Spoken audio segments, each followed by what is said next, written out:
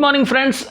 पिछले एक महीने में देश के अलग अलग हिस्सों में इलेक्ट्रिक वाहनों में आग लगने की घटनाएं हुई हैं। ऐसी घटनाओं के वीडियोस सोशल मीडिया पर वायरल हो रहे हैं और इन वीडियोस को देखकर लोगों के मन में इलेक्ट्रिक वाहनों के प्रति एक डर बैठ गया है। लोगों के मन में कई तरीके के सवाल आ रहे हैं। क्या इलेक्ट्रिक वाहन लेना सुरक्षित है? क्यों इन इलेक्ट्रिक वाहनों में आग लग रही है? आज के इस वीडियो में हम इसी टॉपिक के ऊपर बात करेंगे। इंटरनेशनल मार्केट में पेट्रोल की बढ़ती कीमतों की वजह से गाड़ियों को चलाना लगातार जेब पर भारी पड़ रहा है और इन गाड़ियों को चलाने में मेंटेनेंस पर भी अच्छा खासा खर्च करना पड़ता है। इसी वजह से जब इंडिया के अंदर इलेक्ट्रिकल व्हीकल की शुरुआत हुई तो लोगों में इलेक्ट्रिकल व्हीकल को लेकर क्रेज़ रहा। आज के समय में जब ग्लोबल वार्मिंग एक इंटरनेशनल मुद्दा बना हुआ है तो गवर्नमेंट ने भी ई व्हीकल्स की इंडस्ट्री को सपोर्ट किया।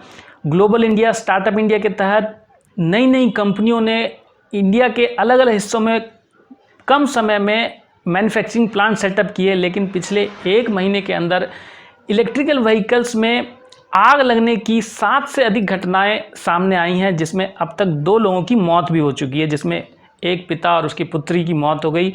चार्जिंग पॉइंट कमरे के अंदर ही था और चार्ज करते समय चार्जर में एक ब्लास्ट हुआ और कमरे के अंदर भीषण आग लग गई, जिसकी वजह से दोनों की मौत हो गई।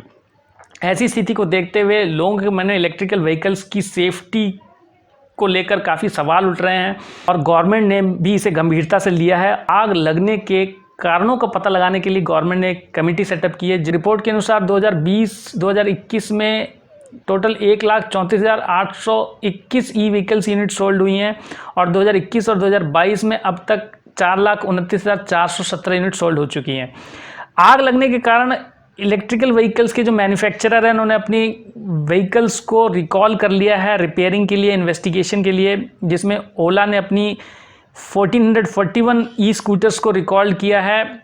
प्योर कंपनी जो कि हैदराबाद से है उसने अपनी 2000 ई स्कूटर्स को रिकॉल किया है। ओकिनावा ऑटोटेक कंपनी ने 3000 यूनिट्स को रिकॉल किया है। इंडिया 25 मार्च को तमिलनाडु के वेल्लोर डिस्ट्रिक्ट में ओकिनावा कंपनी के स्कूटर में आग लगने की घटना सामने आई। 26 मार्च को पुणे में ओला कंपनी के SI प्रो मॉडल में आग लगने की घटना सामने आई। 30 मार्च को चेन्नई में प्योर कंपनी की ई स्कूटर में आग लगी। 20 अप्रैल को तेलंगाना में प्योर कंपनी के स्कूटर में आग लगी। 23 अप्रैल को आंध्र प्रदेश के विजयवाड़ा में बूम कंपनी के स्कूटर में आग लगी। और जो लेटेस्ट घटना है वो है नासिक में 9 अप्रैल की, जिसमें 20 इलेक्ट्रिकल व्हीकल जो कि एक कंटेनर में रखे हुए थे, जितेंद्र ईवी कंपनी के ये स्कूटर्स थे और जिसमें एक साथ 20 इलेक्ट्रिकल व्हीकल में आग लग गई। इसका मैन्युफैक्चरिंग प्लांट नासिक में है। इससे हटकर एक अलग घटना है जिसमें पृथ्वीराज गोपीनाथन जी हैं जो कि तमिलनाडु के रहने वाले हैं, जिन्होंने खुद ही अपने ओला कंपनी के ई स्कूटर में आग लगा दी। और उनका ये कहना है कि उन्होंने ये काम फ्रस्ट्रेशन में किया, क्योंकि ओला कंपनी की तरफ से जो दावे किए जा रहे थे कि एक बार चार्ज पे गाड़ी चलती है 180 किलोमीटर चलती है, लेकिन किलोमीटर ही वो चल पा रही थी। और कई बार उन्होंने कंप्लेन किया, ऐसा इन्होंने अपने इंटरव्यू में बताया कि कई बार उन्होंने ओला कंपनी को इसके ऊपर कंप्लेन की है और कंपनी ने रेक्टिफाई भी करने के लिए उनकी गाड़ी वापस ली, लेकिन बार बार ये दिक्कत आ रही थी। उन्होंने फ्रस्ट्रेशन में अपने खुद ही उस इलेक्ट्रिकल व्हीकल ओला कंपनी के इलेक्ट्रिकल व्हीकल में आग लगा दी। का ये कहना है कि उन्होंने ऐसा इसलिए किया है कि लोगों को पता चले कि क्या क्या दिक्कतें फेस हो रही हैं इलेक्ट्रिकल व्हीकल में। इलेक्ट्रिकल व्हीकल में आग लगने के कारणों को समझने से पहले हमें ये जानना ज़्यादा ज़रूरी है कि इलेक्ट्रिकल व्हीकल और जिस व्हीकल का हम अब तक इस्तेमाल करते आ रहे हैं उसमें क्या डिफरेंस है। एडिशनली हम जिन वाहनों का इस्तेमाल करते आ रहे हैं उसमें एक इंजन होता है।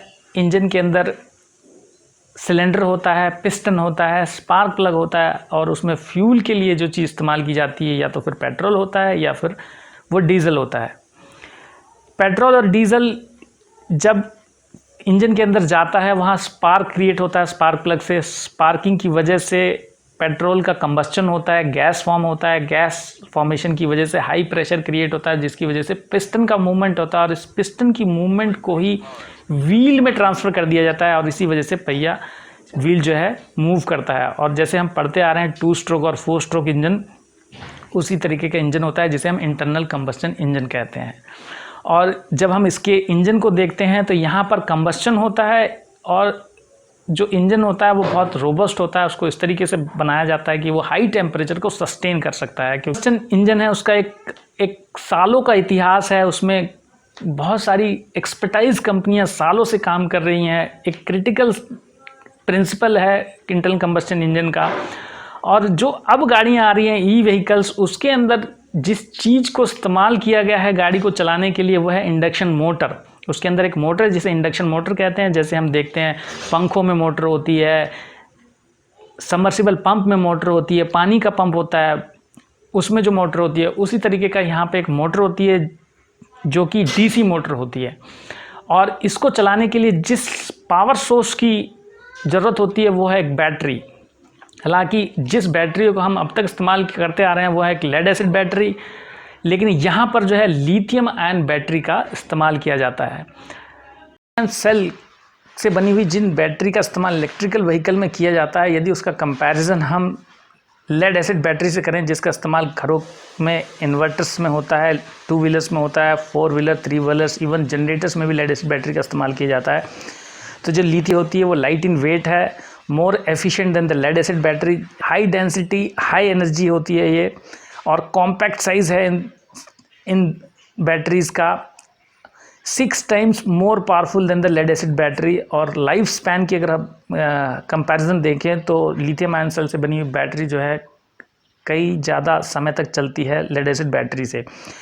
इसकी डीमेरिट्स की तरफ अगर हम ध्यान देखें तो ये एक ड्राई सेल से बनी हुई बैटरी होती है और इसके सेल को बनाने के लिए कई इवन 10 से लेकर 15 तक लिथियम आयन सेल का इस्तेमाल किया जाता है। और इसकी चार्जिंग और डिस्चार्जिंग में हाई एनर्जी रिलीज़ होती है, हाई टेम्परेचर क्रिएट होता है। इसी वजह से लिथियम आयन बैटरी के अंदर एक बैटरी मैनेजमेंट सिस्टम होता है जो उसके बैटरी के टेम्परेचर को कंट्रोल करता है, बैटरी के हेल्थ को मॉनिटर करता है, चार्जिंग और डिस्चार्जिंग वोल्टेजेस को विद इन लिमिट्स रखता है। इसी वजह से यदि लिथियम आयन सेल में कोई डिफेक्ट है या फिर उसके मैन्युफैक्चरिंग के लिए जिस मेटल का इस्तेमाल किया गया है उसमें अगर कोई कंटामिनेशन है तो हाई टेम्परेचर्स क्रिएट हो सकते हैं। और सेपरेशन के लिए इंसुलेटर्स का इस्तेमाल किया जाता है, क्योंकि एक बैटरी में लगभग 20-20, 50-50, इवन 150 तक के सेल्स लगते हैं, तो हाई टेम्परेचर क्रिएट हो सकता है।